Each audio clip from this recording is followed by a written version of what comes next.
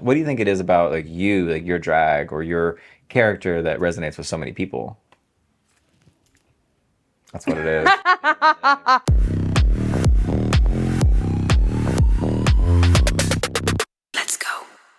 Hey guys, before we get into it, I want to give a quick shout out to today's sponsor, Surfshark VPN. Surfshark is a VPN provider which allows you to easily surf the web with security and privacy. But the coolest thing to me, and the reason I like to use VPNs, is it allows you to change your virtual location with just a couple clicks so that you're not bound by your location's internet restrictions. For example, something that a lot of people don't know is that streaming platforms have different catalogs based off where you are in the world. But by using Surfshark VPN, you can change your virtual location to that country, and that way you now have access to shows that are exclusive to that country. Another example that I run into sometimes is sometimes you want to watch a YouTube video, but you get that little disclaimer that says this video is not available in your country. But you just make a couple clicks and now all of a sudden you're in a different country. And all the while your data is being protected. And unlike other VPNs, Surfshark does not track and sell your data. And I know it can sound very complicated and scary, but I swear you do not have to be tech savvy to use a VPN. It's literally just a couple clicks. And with so many different VPNs out there, why not choose one that has tens of thousands of positive reviews and supports some of your favorite creators like me? So try it for yourself by going to surfshark.com/Maddy or use coupon code Maddy at checkout to get started today with an extra 4 months free. That's surfshark.com/Maddy. And now, onto the video. Hi guys, welcome back to Give It To Me Straight, an equal opportunity employer. I'm your host, Maddy Morphosis, and joining me on the show today is all the way from season, make sure I get these numbers right, season 4 of the Boulet Brothers Dragula and Titans 2, Sigourney Beaver. Ta-da! We made it. We did it! We did it! We made it! Yeah. Normally I try to do some kind of homage to the guests, but everyone can probably tell already I cannot get my waist that small, so... Or your tits up that high. No, I don't have the boobies either. Well, like, the boobies, like, they weigh so much, and there's a weight limit on the suitcases. Wait. So it's like, I can have the big Sigourney boobs, but it would probably cost me, like, an extra $100 for, like, the heavy luggage fee, you know? Small price to pay. Oh, you got money? Oh, you got money? Small price? No, my YouTube channel is definitely not as big. You told me you were going to corset. Are you corseted? And if you are, I am. I'm sorry. Oh, I'm sorry. I am. It's not, again, it's not much. I don't have years of waist training under my belt, but yeah, I probably could have gone like a little bit tighter, but I'm like, we were filming earlier today. We were filming for your show, which that video will be linked in the description or somewhere if you guys want. If you like watching Dragula and you want to watch us review an old episode or so. But after filming all that and of course it all day, and now of course it now, it's like I don't have the resolve that you do, and I got asthma. You want me to take you there? You want me to throw a knee in your back? That'll be Patreon exclusive. We can't put that on YouTube. It's too inappropriate for Patreon. Wow. The kids can't take it. But thank you for coming here. I tried to, like, I wanted to look like, I was like, let me get the white contacts. I'll look like Sigourney. And then I got everything on. I was like, I look like the big Boulet. This is not... You can't, they hate it when you call them that. I'm not on the show. That's cool, but I'll still just let them know. They hate it when you call them that. Yeah, I'm the medium Boulet. I think it's because, like, your face, you have such, like, prominent like cheekbones. It's very like a sculpted face. It really adds to like the drama of like your mug. Whereas I don't have any features, and so whenever I put this on, I literally look like Big Boulet. But it is what it is. This is where we landed today. Just contour harder. But you have made history today because on top of being like one of the very first cis female drag queens in the world on like national television, you're now the first one on this show as well. Yeah. Shame on you. I know. I just don't respect it as a craft. But you're on TV right now, and so I'm like, oh, there's some clout to be had here. Yeah. So yeah. How does it feel though to be like that, like of that status, to have so many eyes on you, so many young baby queens out there looking at you as like the prime example of like cis female drag queen or AFAB drag queen in general? Aim higher. Aim higher. Aim higher. It's honestly like it's a lot of pressure that I feel on me, you know, because no one elected me or picked me specifically to be the one to like represent everyone. So it's kind of like I gotta do extra good. And after being on season 4, between 4 and now, the amount of like people being like, I had no idea that I could do drag, or like, you know, I'm a girl and I've always wanted to do it, or because of you and you being on the show, I was able to start doing drag at my home bar. I showed you to them, and now I get to do drag. So it's a little bit like, it's amazing. And it's like, that is such a prize to me. And it's such an honor to like be the one for that. But it's a lot of pressure to be the best all the time. Yeah. Because there's so many people that are depending on that. And, you know, if I don't do good, they don't do good. And like, I don't want that to be, it just sucks. But it's like, that's just the way it is. So I can't afford to be disappointing. Yeah. And I'm broke. Yeah. But it is like a glass ceiling though. You know, it kind of sets like an example for a lot of people that like, it changes what people's like preconceptions of drag, what it can be and who can do it, you know? Because like people have in their mindset like what a drag queen looks like, and you come along and there's like, oh, like some drag queen can be only glamour, and that's valid too. White contacts. Yeah. You know, you don't have to be spooky and filthy or anything to be a spooky queen. You just need white contacts. Well, that's the thing. Everyone's like, you're not a monster and blah, blah, blah. And I was like, okay, but would you talk to Elvira that way? See, if Elvira was on Dragula, she would have got red for filth. The fan base would have tore her apart. Red for no filth. Red for, oh, guys, my apologies. You're so correct. Yeah, we were talking earlier, the fact that like so many people like read you for not being like crazy and covered in blood and filthy and all that. But then like some of their favorite icons is Elvira, who is literally just like the quintessential horror glamour. It's true. And it's the thing of like, I do the blood thing. I love doing a lot of blood. I feel like it's very womanly.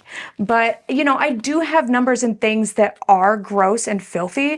They just haven't made it onto Dragula. Either because like the challenge doesn't call for it, or legally they can't show it. Yeah. Yeah, I'm surprised like they are allowed to even show some of the things they do show. Like this most recent episode, at the time of filming this, the most recent episode of Titans, you were Lady Liberty, and you. How would you describe your Floorshow performance? I'll put a blurry photo right here for you guys to imagine what it might be. If you thought that you saw what you think you saw, you did. I mean, it was definitely like, it was a Dragula first. So it was cool to do that, but it also like, that was not my goal. That was not my goal.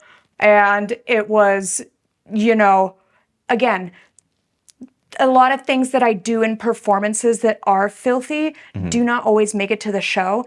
This is one that did. I used to have a number like years and years ago. This was great. And I would like pull a fucking blow pop out of my and then I'd stick it in someone's mouth, and they loved it. And they loved it. And I never got a yeast infection. Amazing. Yet. Again, the night is young, as you said. The night is young. The night is young. But yeah, that was a lot. I think the worst part is because I'm an idiot, I wanted to really like gross them out. Because I was like, what's the grossest thing to a gay man? A vagina. Commitment. Am I right? And so I really wanted to make it graphic from them. So I went to Nigel's and I bought like a big tub of the Ultra Slime, which I don't know if you're acquainted with the Ultra Slime. It's wretched. And I just took a bunch of it and just like shoved it up there. And then I took some of the like Spend Nice stage blood and shoved some of it up there. Cause also periods freak them out. Yeah. And like. Very ewy, but go on.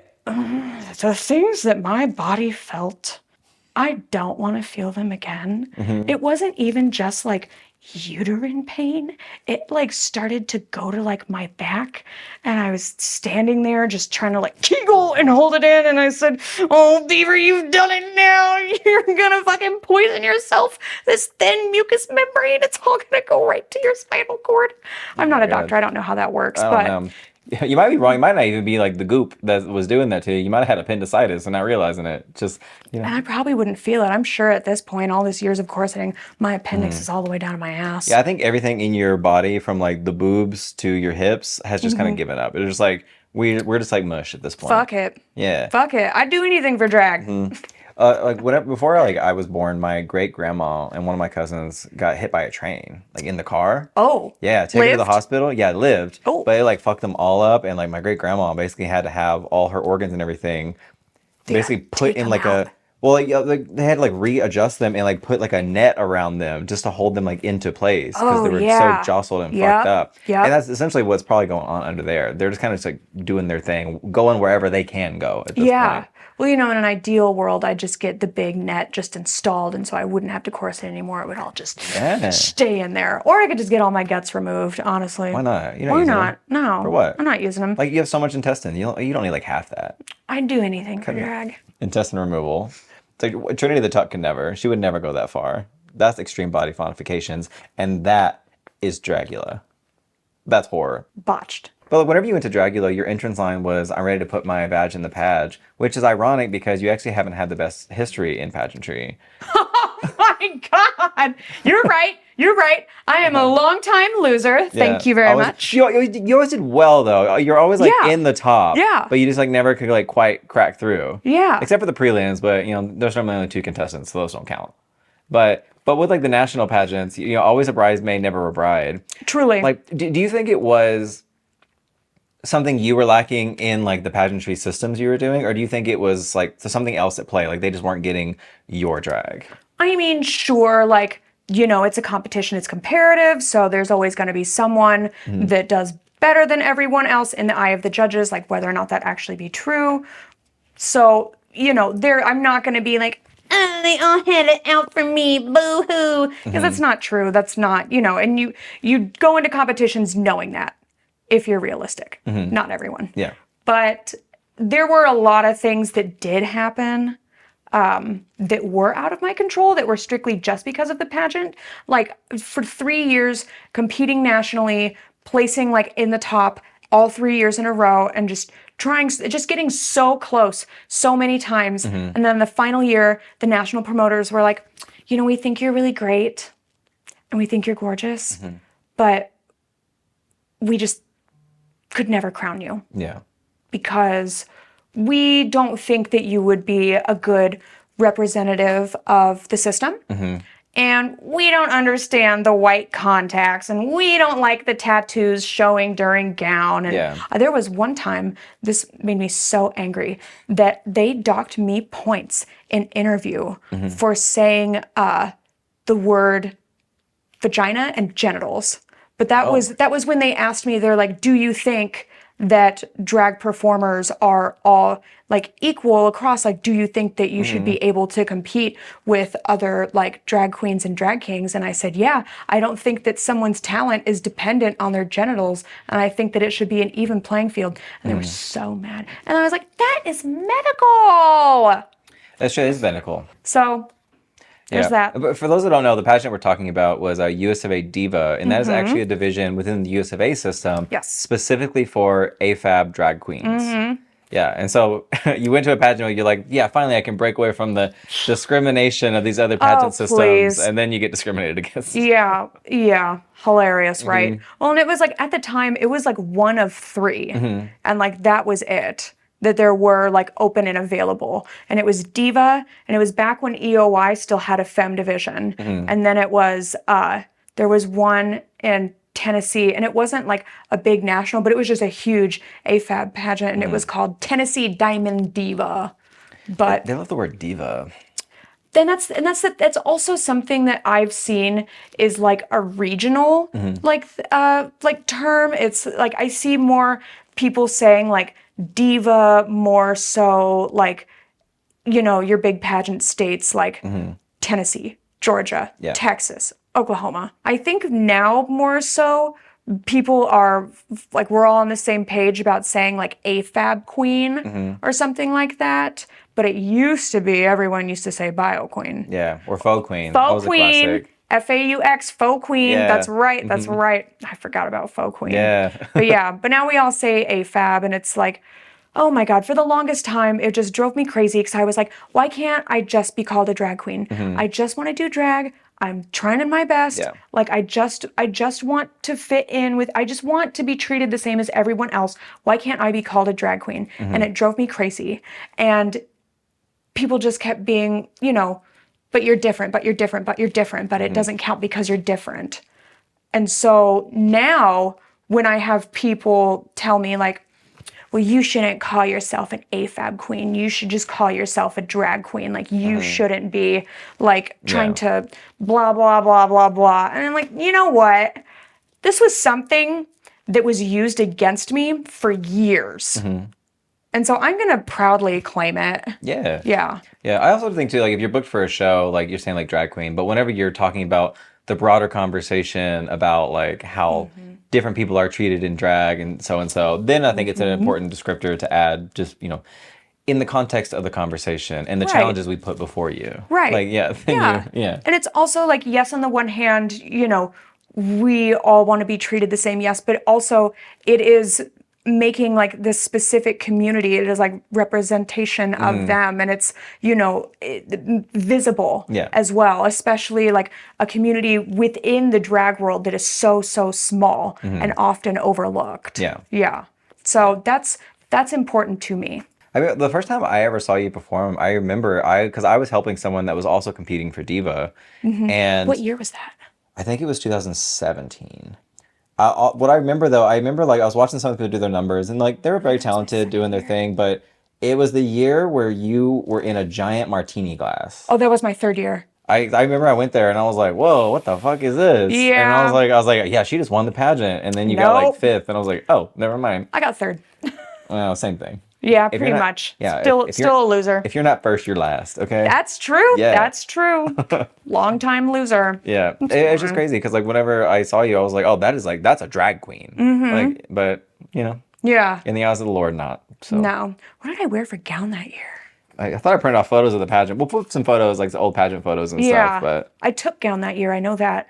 I'm pretty sure. I know I took gown the year before with that like blue and white like Delft gown that I had for prelim night. I took gown. This episode is sponsored by Squarespace. Squarespace is the all-in-one website platform designed to help you stand out and succeed online. Whether you're just starting out or scaling your business, Squarespace gives you everything you need to claim your domain, showcase your offerings with a professional website, grow your brand, and get paid, all in one place. First, you start with a domain. Squarespace domains make it easy to find the best name for your business at a fair, all-inclusive price. No hidden fees or add-ons required. And they include advanced privacy and security to keep your domain protected. So don't wait to claim your name. Invest in your dream domain today. Then you can use their design tools to create your perfect website. I really wish this was a service that I used back whenever I created my first website, because trying to create that from scratch was a nightmare. But Squarespace has the most intuitive and easy to use design tools to help you craft the perfect online presence for you or your business. And if you need help getting started, they have their own AI-enhanced website builder, Blueprint AI,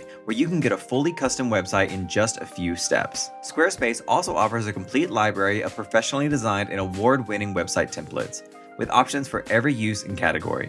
No matter where you start, your website is flexible to what you need. With intuitive drag and drop editing, beautiful styling options, unrivaled visual design, and more ways to list what you have to offer. No experience required. So you can craft the perfect vibe and showcase anything you need, from an online shop, built-in videos, email services, and more. Just try it for yourself by going to squarespace.com/Maddy for a free trial. And when you're ready to launch, use offer code MADDY to save 10% off your first purchase of a website or domain. Yeah, well, I mean, again, like from an audience perspective, as like another queen myself, I saw you and I was like, whether or not they think you fit the pageant system, you are undeniably a drag queen. Thanks. Like you had like all like the big outfits, the big hair. You've always had like big hair too. Yeah. Well, I mean, like not always, but for the most part, you always had like a big hair moment. Oh my God. Yeah. Do you want me to tell you more about this? If there's context, please. Okay, I am smoking inside someone's house. I'm 18. This is my senior year of high school. I love that dress. Yeah. And I was so committed and devoted to doing theater in high school. Surprise!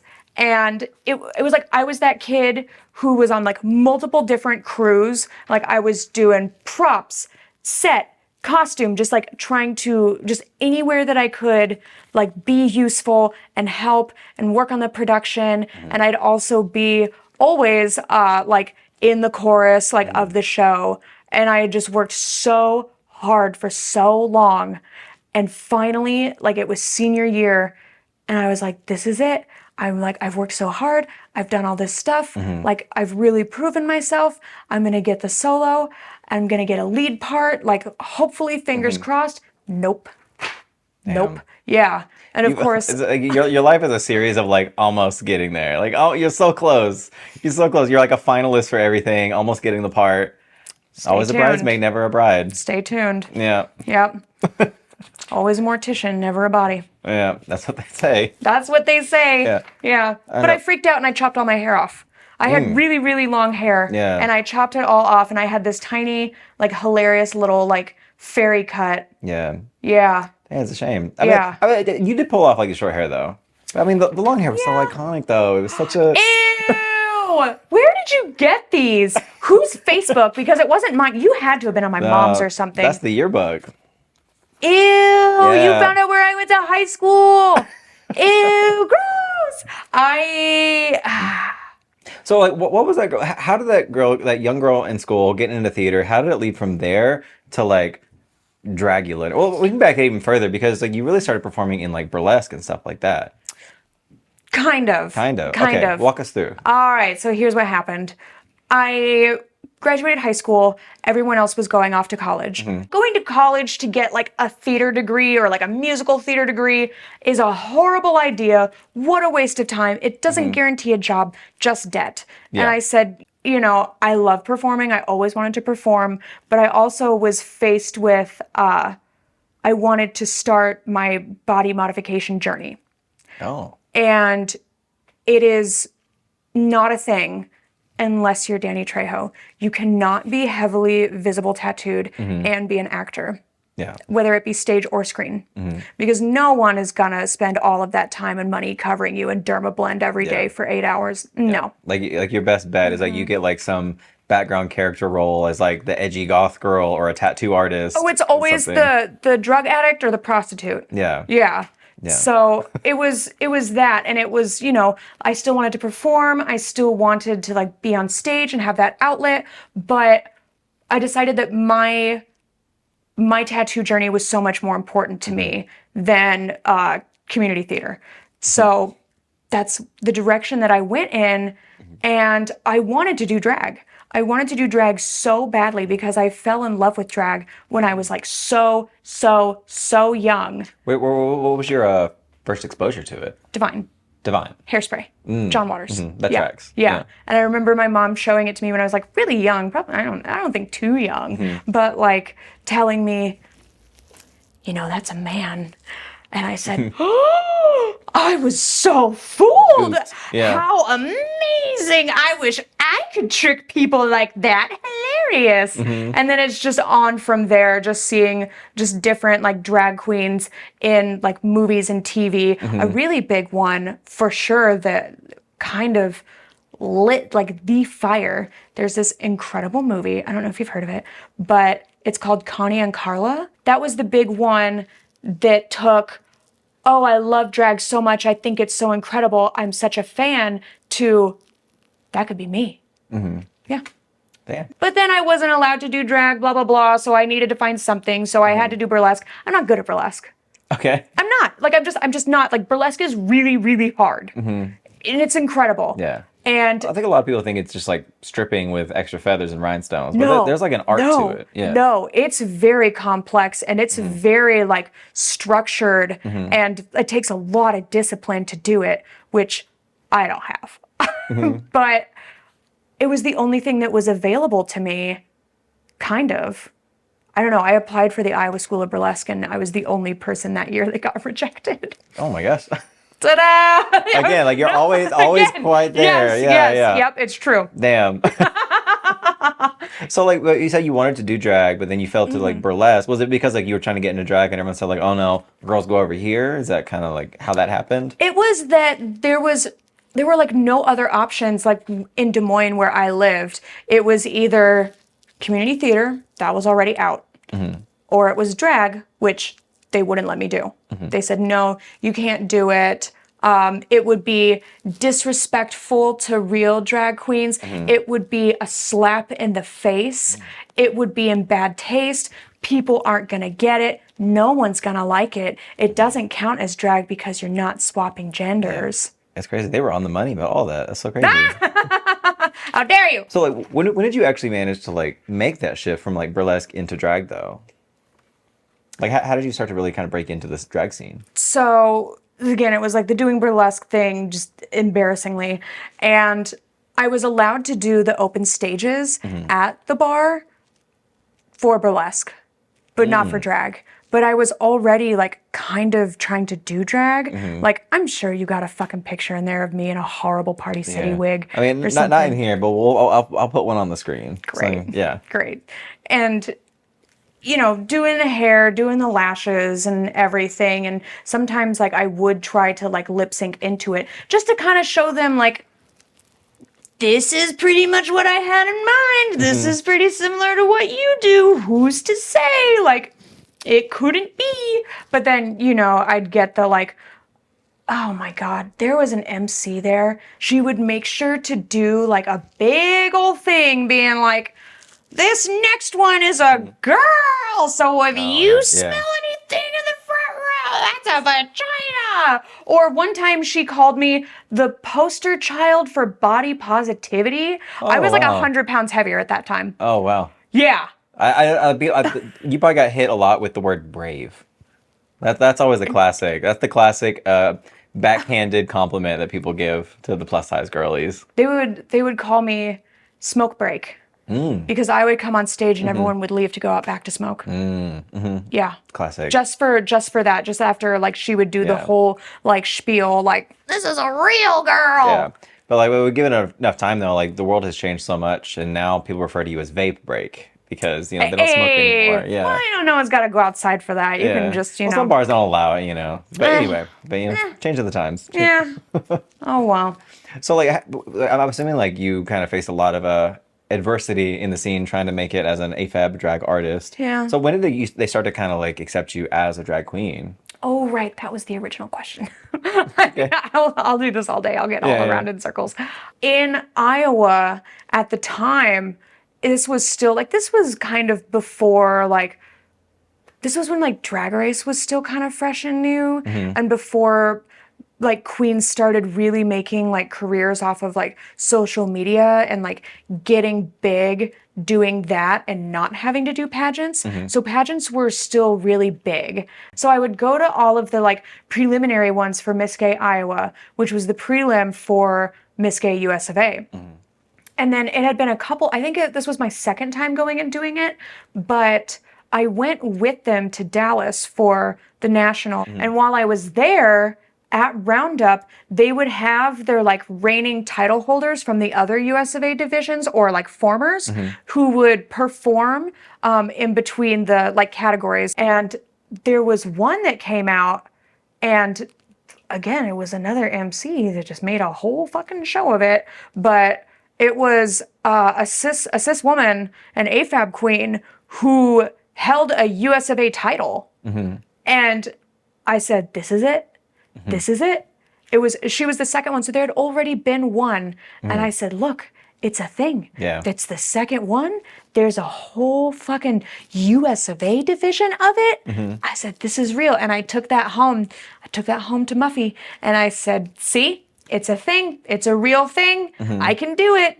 You can't deny it's US of A, Muffy.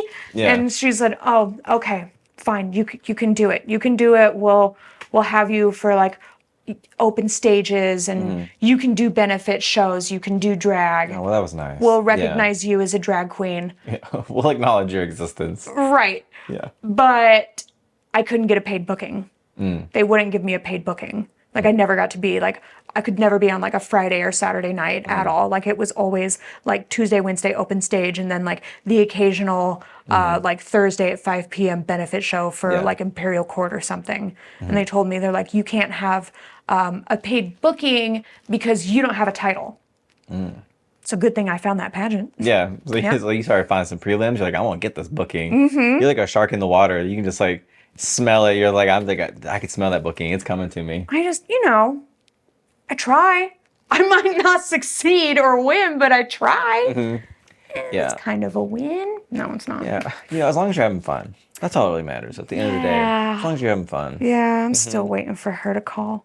Ever dropped $150 on a bottle of cologne, only to realize you absolutely hate it? Painful. MicroPerfumes make sure you never have to play fragrance roulette again. For just a few bucks, you can test drive the real deal. Dior, Tom Ford, Creed, authentic designer scents without the full bottle gamble. Here's how it works. MicroPerfumes let you sample luxury fragrances in pocket-sized vials.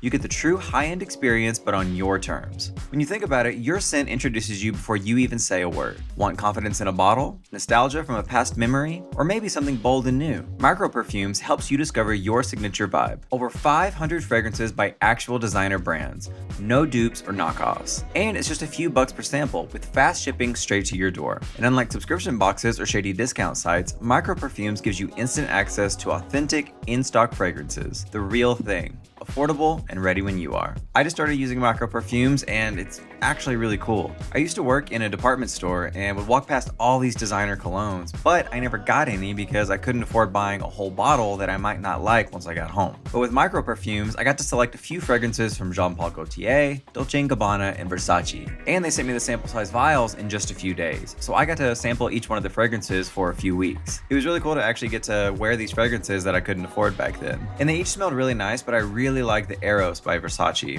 So much so that I'm probably gonna go buy myself a full-size bottle now that I know that I actually like it. And I can still keep the other sample sizes in my car door or something for emergencies. So why commit blind to a $200 bottle? Find your scent soulmate today and get up to 60% off at microperfumes.com/Maddy. That's microperfumes.com/MADDY for up to 60% off. Microperfumes.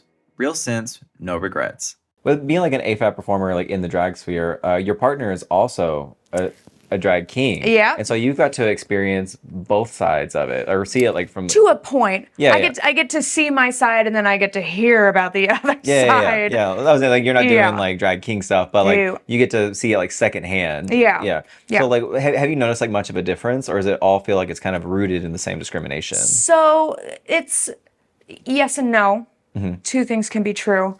You know, the drag king community is extremely supportive of each other. Like they band together. It's like a brotherhood. It is. That's exactly what it is. And there's a big like Facebook group of drag kings, and it's called Drag Kings Unite, and it's like an international one. And Mick used to be a mod for it for like 8 or 9 years. And I don't know if it's something of like the way that like a lot of AFAB queens were raised in society, but that kind of like women constantly being compared to each other all the time, and like that's where your value comes from. I remember like in the very, very beginning, it always felt like there was just kind of like this competition kind of thing. It's so much different now, and it's great because there's so many more. So we're able to have that community of being supportive and everything. But the other thing is like drag kings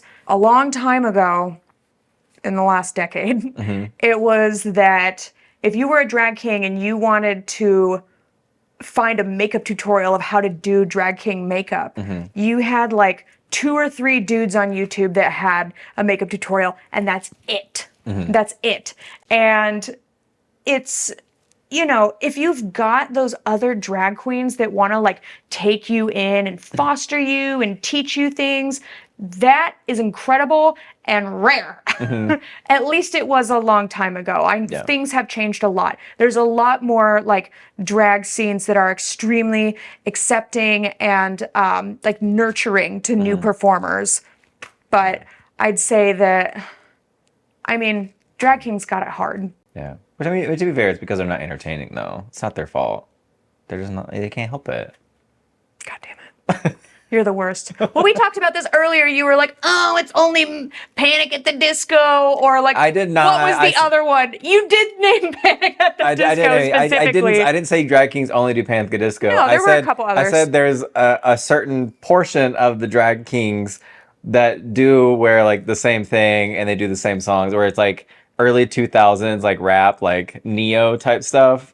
Or like Panic at the Disco. But that also goes for drag queens as well. There is that section of like drag queens where they wear the exact same leotards and do the same drag mixes from the 90s. Yeah. And that's valid too. It's Yeah. entertaining. Yeah. But I'm just saying, like, I think with drag kings, because they aren't as prevalent as drag queens, some people's exposure is to only one king. Yes. Yep. And so they think that's what all kings are. Right. And if they don't like Right. it, then they're like, oh, well, kings are good. Well, And, that's the same thing that I had on me for a long time was that, and that was kind of like my mini mission was I wanted to go everywhere, like any like small town, tiny bar that would have me. I wanted to be there because I knew that I would be so many people's first experience of an AFAB queen doing drag, and that I was going to show them a good one. Yeah. For sure. Like I made that my mission. And it's, you know, got to work twice as hard, blop, blop, blop, get the same opportunities, boop, Yeah. boop, boop. But it was just so, it was just, for how hard it was for me to like get my stiletto in the door to do drag, I wanted to make that easier Yeah. for other gals. Yeah. Like you want to put the ladder up, but not pull it up behind you once you make it. No. Yeah. No, what's the point of that? Yeah.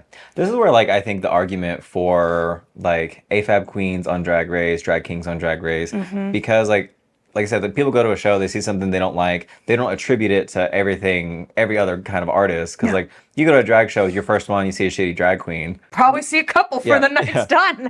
you know that there are a bunch of other kinds of queens out there because you see them on TV and all these shows and all the time. Yeah. So you see, like, what it can be. And, you know, we're just now seeing that with shows like Dragula, for example, where, like, they had, like, Landon Cider on, and they have... Incredible King of Kings. Yeah, they have people like Hollow Eve and you, where it's like, it's not what people have in their head when they think of like an AFAB queen or a king. If they've even heard those terms. So it broadens their horizons a little bit. And there's so many other types of these entertainers, you just haven't seen them yet. Yeah. And it also They're out there. and it also makes it to where, like, whenever there are new baby queens and kings, like you said, they're like, I want to do drag king makeup, and there's 3 tutorials. But if you see more, you start to, you know, the influence grows and art expands. Exactly. And it's like there's more room to succeed when you have more tools available. Yeah. It's like, but also too, like, you know, it makes it to where other people see the possibilities and they can build upon that and expand, you know? It's like, I think the downside too, though, is that, like, you know, Drag Race is such a huge platform and other television shows, and Dragula is also like a, you know, appreciable sized platform as well. Yeah. But if that's the only show that's showcasing like drag kings and AFAB queens, then people have this preconception like, okay, well, if you have a vagina, you only do spooky stuff then. It's like, And they're no, there's a right. lot more. Oh, yeah, to a degree. right. Yeah. No, but it's just like there are so many different kinds of like entertainers. And it's like, give them a chance. Let them shine. Let them do their thing. Yeah. Or put those spooky people on Drag Race. Yeah. They Let's got get an a little- organ that bleeds every month and Yeah. doesn't kill them. Scary. Yeah, that's spooky. That's spooky. Too spooky for me. Haunted. Yeah. I don't know. I just give everyone a fair shake. See what happens. See what you like. See what you don't like. You know, shake it up. Shake it loose. Yeah, whatever you got cast for Dragula, like I said, Dragula is a, you know, decent sized platform. People draw a huge audience from that. But you were actually one of the contestants that's drawn one of the biggest audiences from that. What do you think it is about, like, you, like your drag or your character that resonates with so many people? That's what it is. Sex sells. It does. It does. Yeah. And it's just, you know. Like, oh, I'm gonna watch I'm gonna watch the spooky drag show, and they're like, auga, their eyes like let me bolt see them out of their heads. titties. Yeah. Scary. Yeah, hunka. Yeah, Yeah. yeah. I mean, that's reality. That's the world we live in. And that's what I enjoy and what I like to present myself as some kind of like ridiculous proportioned, you know, like animation achievable only kind of figure that it's honestly like it just feels like such a superpower as well. But I know to a lot of people, it just looks like she's just relying on that body kind of thing. But it's true. Like, sex does sell. Yeah. People like this. Yeah. I feel like you're selling yourself a little short, though. I feel like there is more to, like, your character and everything than just, like, boobies, you know, big naturals, you know? Oh, not these. Well, you know what I mean. Are you about to whip out a really embarrassing picture on me now? No. Damn it. I didn't mean to traumatize you like that. No, I'm giving like an actual, like a heartfelt like compliment. Like I think there is more to your character than just like, oh, people follow me because I got big boobies. Like I think there's a lot more to it to that. I think there is something more about you that does resonate with a lot of people.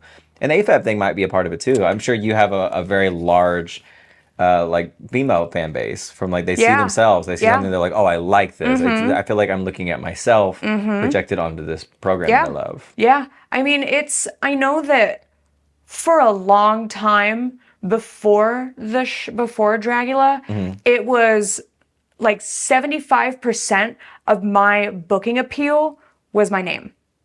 People love the name. They think it's so funny. Yeah. They love it. I told my dad, he's like, oh, where you shooting, filming your episodes? Anyone I would know? And I was like, probably not, because he doesn't watch like Dragula and stuff. I was like, there's a contestant, she was on the Dragula show, her name's Sigourney Beaver, and he like chuckled. He's like, that's funny. Yeah, no, everyone loves it, and it's funny. I like it. I'm a big fan of Sigourney Weaver, and I love animals and, Beaver's slang. Yeah. It's hilarious.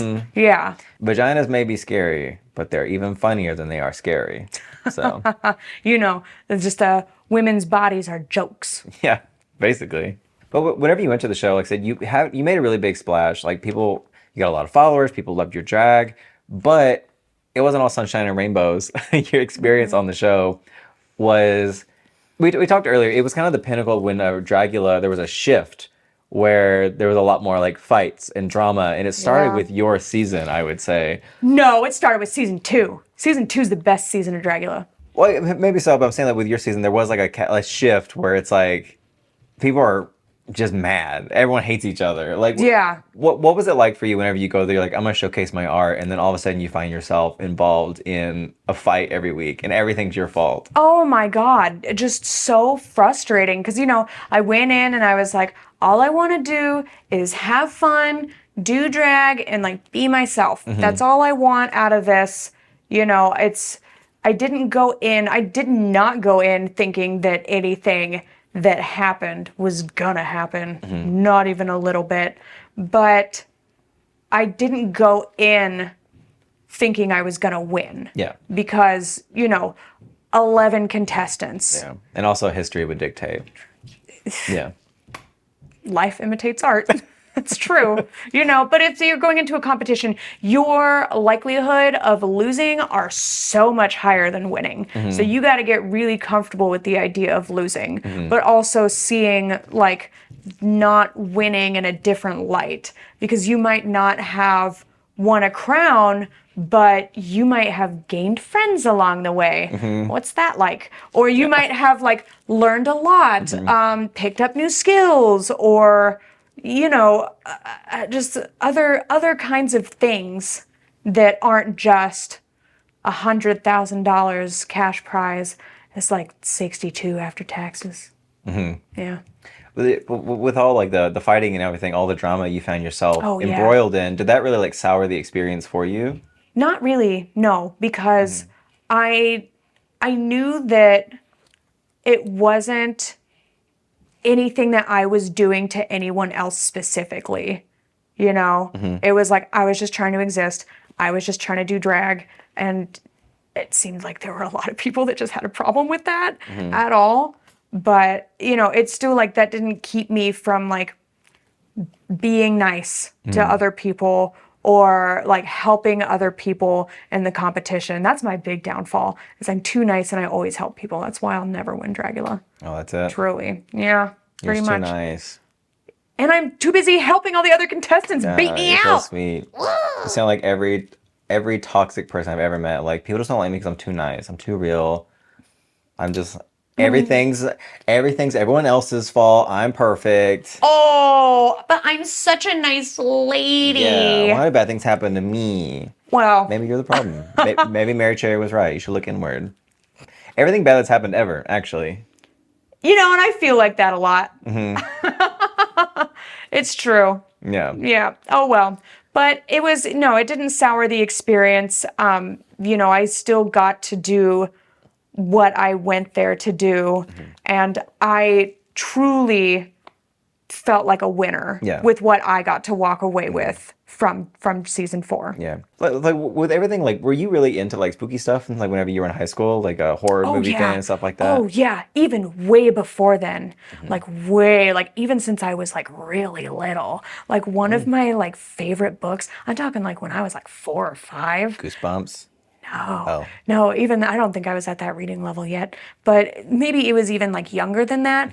But it was something, it's like a pop-up book, and it's like the like mysteries of like Maggoty Mill. It's something Maggoty Mill, but it's a pop-up book, and it's like you're like following this like little cat like going through this haunted mill, and you'd pull out like there'd be like like a skeleton like in a chest, or like someone like hanging from something, or like a witch pops out. Like I loved that book so much. And it's even then anything that had to deal with like any kind of like death, or I had like a ton of books about mummies, or just any like ghosts, any kind of like spooky thing that was out there, like ever since forever. I've been so obsessed with it. Also like any kind of like animated or like cinematic depictions of hell, love them. Oh my gosh. Love it. Love it. Were you a weird kid?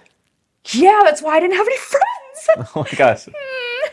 It's because you're too nice. That's why. I don't know. Everything bad happens to you. Poor Sigourney. I try my best. I don't know. It just is what it is. And it's like at this point in my life, it's like it's been 33 years. I just need to like get over this idea that like I'll fit into a group somewhere, you know? You're like 33? Yeah. Oh, I know. These wrinkles underneath. You keep making remarks about like how you're old, like middle-aged and all that. Like I'm 31. Like we're not that old. Oh, baby, I'm past the middle of my life. No, I'm young. I'm hip. 6, 7. I'm still with it. I'm not trying to make it to 50.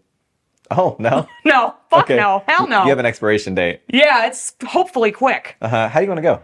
Oh, I mean, Photo shoot at the beach. I hope it's fast. For sure. Oh. Like, ideally, it'd just be something like a window unit AC just like coming down and just like... Tap. Okay, you want like a Final Destination. That's just so tame compared to like other things. Yeah. But it's like for sure, I just don't want to be like in a hospital bed. You know what I mean? Yeah. Like just, call my number on the pavement. Yeah. Honestly, like I'm not opposed to like the end of life and just in a hospital bed. As long as I'm not a burden on other people, I wouldn't, I'll sit in a hospital bed and catch up on Netflix and stuff. Yeah, it's really hard though. I spent my final 10 years just watching a bunch of TV shows. Getting all fat and sassy. Fat and sassy, gonna get a lot of bread? Yeah. I had a cousin in like somewhat related to what we were talking about before. I had a cousin in school, and whenever she was in like elementary school, she would hiss at other kids. Were you like that? That could be me. Like if she got mad at someone, she'd be like, I do that. I didn't do that as a kid, but I've done As that an a adult? lot. Absolutely. "Why are you hissing at people?" Oh, I'm hissing at men. Oh, okay. Yeah. That's a little different. It works too, I bet. Oh yeah. Yeah. Oh yeah. Especially like anytime, like I mean, I couldn't even tell you the last time that I was in a straight bar, but when I was like younger, and especially like working in the restaurant industry, so it's like you got to go out and drink every night with all your coworkers all the time, wind up in the straight bar, and then there's just lots of like at men who just want to God. just be like, oh my God. You know how it is. I'd be hissing. With all stuff you've accomplished, like you've come a lot further than what you even dreamed was possible whenever you were like early queen. Oh God, yeah. I didn't see any of this in my future. So with that in mind, like for all like the little baby like AFAB queens out there, or aspiring kings, or whoever it is that wants to do drag, what advice would you give to those people? I always say to try a lot of things and try them more than once. Because sometimes the first time you don't do it right. And that way, if you do it like a couple times, then you'll really understand. And do things that interest you, not things that you think that you're supposed to do. And don't take no for an answer, but do not run away from criticism and don't listen to the people that just want to tear you down just to see you fall, but listen to the people whose opinions you respect and take what they say, you know, suggestions for you and like whatever it is that you do, like with a grain of salt. Yeah. Yeah. Yeah. And what would you say to the straight men watching? They don't stand a chance. They don't stand a chance. Like for all like the straight male audience that started following you only because you got big boobs, what do you say to that fan base? That audience? And I thank you. Yeah. You know what's funny? She says, Before Dragula, I used to get like all the weird, like unsolicited dick pics. Since being on the show, not a single one. yeah. Well, it's because they got too artsy for them. I guess you would think it would be the other way around. Yeah. Yeah. Well, with like things like burlesque, with burlesque, there's such an overlap of like people in the queer community that appreciate art and see burlesque for like the artistry that it is, and a bunch of straight guys that are like, let's go see big boobies, big chumbawumpas. But with Dragula, it's people only watching it for the art and the drama, but no one's going there to see boobs. Yeah. You're just It's just a pleasant surprise. You're just a pleasant surprise for a handful of people, a lot of lesbians. Yeah. Yeah, a lot of spooky lesbians out there. And you're welcome. Yeah, and thank you. And thank you for coming. Yeah. The countdown is on. Holiday shopping season is officially here. Uncommon Goods takes the stress out of gifting with thousands of unique, high-quality finds that you won't see anywhere else. Don't wait, the most meaningful gifts get scooped up fast, and now's the perfect time to cross names off your list. Uncommon Goods looks for products that are high quality, unique, and often handmade or made in the US. Many are crafted by independent artists and small businesses, making every gift feel meaningful and truly one of a kind. I was looking on their website and I found these little hand-knitted hats, but here's the cool thing. They're made for cats. They even have little holes where the ears are supposed to go so that way the cat's ears can poke out of the hats. This is definitely something that's going to be going in the cat stocking stuffer this year, and I'm going to say it's a gift for the cats even though I know it's a gift for myself. Uncommon Goods has something for everyone. From moms and dads to kids and teens, from book lovers, history buffs, and diehard football fans to foodies, mixologists, and avid gardeners, you'll find gift ideas that you won't find anywhere else. When you shop at Uncommon Goods, you're supporting artists and small independent businesses. Many of their handcrafted products are made in small batches, so shop now before they sell out this holiday season. And with every purchase you make at Uncommon Goods, they give back $1 to a nonprofit partner of your choice. They've donated more than $3.1 million to date, so don't wait. Cross those names off your list before the rush. To get 15% off your next gift, go to uncommongoods.com/Maddy. That's uncommongoods.com/MADDY for 15% off. Uncommon Goods. We're all out of the ordinary. Well, on that note, it's the last bit of my papers here and last bit of time we have. But before you go, I did want to give you something to thank you for coming in, joining me on the show today. You are someone that obviously has an appreciation of like the sex symbols of days prior and like things that are all things vintage. So I wanted to get you something. I found these at a thrift store. I thought you would really like them. These are some old Betty Page collector's cards. Oh my god! Yeah. Oh my god! She also was actually kind of a burlesque icon in her own right for being in some of like the early big like burlesque picture films. Well, her stuff was more like doing the like underground pornography is what it was, and she was a model. Yeah. And you know, she was very into air baths. Air baths. Air baths. She would air bath every day for like at least 15 minutes. Oh my gosh. And it's just like, it'd be like taking a bath, but not in water, like just spending time nude. That's why you like her so much, because you hate water, as we established in like the Dragula review episode. Amazing. They're in really good condition. Where'd you get these? They're in a random thrift store in a town in the middle of nowhere in Arizona. Those are like the best places. Yeah. You know, this was the kind of porn that you'd have to like send, like there'd be like a weird coded like ad in like a newspaper or a magazine. You'd have to send away for it, and they'd mail you a tape, and it was just super illegal. Yeah. It's so cool. Someone loved this. They collected it. They put it in like the book. Hell yeah. Mint condition. These are like from... Oh yeah. These are like 20, 30 years old. Yeah, they must have done it because it's like... Oh, hell yeah. Wow. Yeah, that's something that Gorge. would definitely fit into like your collection of eclectic fun Thank things, you. vintage things. Thank you. But yeah, who is like your OG like icon? I mean, I don't have like just one. Is it like an Elvira, or who's like if you had to pick like...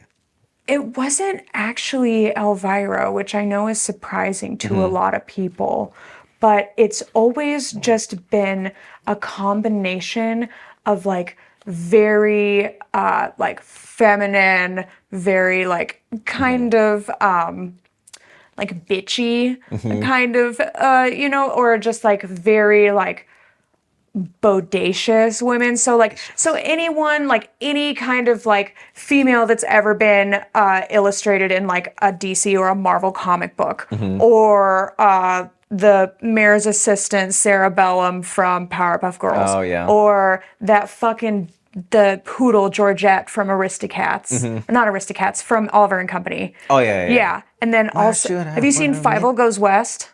No. The like Mae West cat that's in there. Oh, no. Oh yeah. Yeah, anything that was just like super like sexy, like women, that was always my thing. Yeah. For sure. Just girl power. Yeah. She's so brave, well behaved. Pussy power. Yeah. So what do you have coming up? What do you have aspirations? You have a YouTube channel right now. You're doing like Dragula reviews. I'm sure you have a lot more content coming in the future in that. But like, I think with everything you're doing, everything you've accomplished, you know, you've been a runner-up in so many things. What do you want to aspire to and slightly miss next? I don't know. I mean, there's a lot of, well, there's not a lot of options out there for me. You know, as we discussed, you know, There as can far be. as like You have to bust down the door. competitions. Yeah, I mean, you know, we talked about this earlier, like with the whole like Continental thing and how they were like, no, Yeah. still, but there's stuff out there, and I know that I'm gonna find my way to it. I don't know what it is. I have no idea. I don't think it's gonna, I don't know if it's gonna be like another like reality TV drag competition show. Those are a lot. Yeah. Or They're a lot. You'd be a part of the newest season of Dragula Bad Girls Club. That's... Aren't I already? God, it's exhausting. I feel like Dragula is a side conversation, but I feel like there's so much that happens because again, whenever you're not filming, they put you in a house and you guys are all still together, and there's so much like storylines and dramas and people hooking up and all this craziness happening in the house. That needs to be its own show. Keep the cameras on. Maybe have a little Big Brother thing. Oh yeah, for sure. But it's not a house every season. Yeah, you know, It changes. yeah, well, Yeah. but Yeah. I digress. That would be where that'd be where the real Emmy would come from, is the house, for sure. But all your Sigourney Beaver on all your socials. Yeah, that's me. I'm Sigourney.Beaver on Instagram. I'm Sigourney Beaver on YouTube. I'm horrible at TikTok. Twitter banned me. And you can find me on Venmo at Sigourney-Beaver as well. I think you're the only queen I've had on that's smart enough to plug their Venmos and stuff. So I believe my Cashapp is Sigourney Beaver 69. of course, naturally. Yeah. Yeah. So if you are, if there's any money pigs in the audience out there that want a financial dom, is it financial dom? They call it fin dom. I do enjoy the financial domination. Yeah. Absolutely. Yes. And I'll put it to good use. And she thanks you. Well, that's where you can find her. You guys can find me right here. Make sure to like, comment, and subscribe so you don't miss any upcoming episodes. And join us next time whenever we have somebody else. Ta-da! Until then, bye guys. Bye! And thank you again to Surfshark for sponsoring this episode. Be sure to go to surfshark.com/Maddy or use coupon code Maddy at checkout to get started today with an extra 4 months free. Let's go.